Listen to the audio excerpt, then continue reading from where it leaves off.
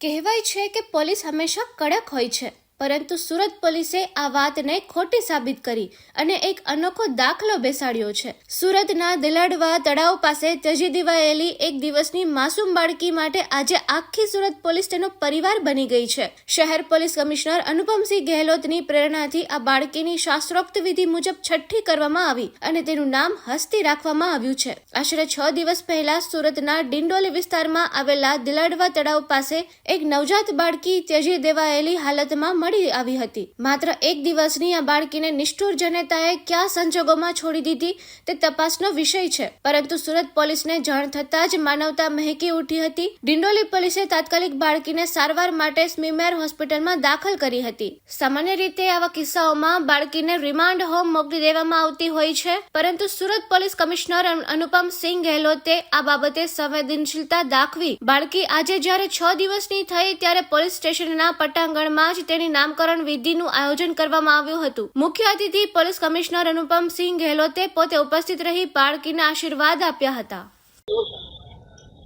આજથી 6 દિવસ પહેલા ડિંડોલી પોલીસ સ્ટેશન સુરત શહેરના એના વિસ્તારમાં દિલાડવા ગામ આવે છે, ત્યાંથી સરપંચ શ્રી હાર્દિકભાઈ એના ફોન આવ્યા અમારે पुलिस पीआई ऊपर कि तालाबना पाड़ा ऊपर जो है कोई एकदम ताज़ा जन्मेली दीकरी ना कोई रात्रे 10 वागे जो है मूकीने जता रहे छे।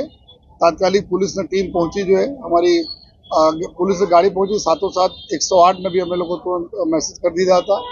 જ્યારે हमारा पुलिस महिला हमारी अधिकारियों पहुंची ત્યાં जो है ત્યાં જોઈ कि एक दीकरी जो है અને तुरंत ताजी जन्मेली दीकरी ने कोई मूकीने जता रहा है।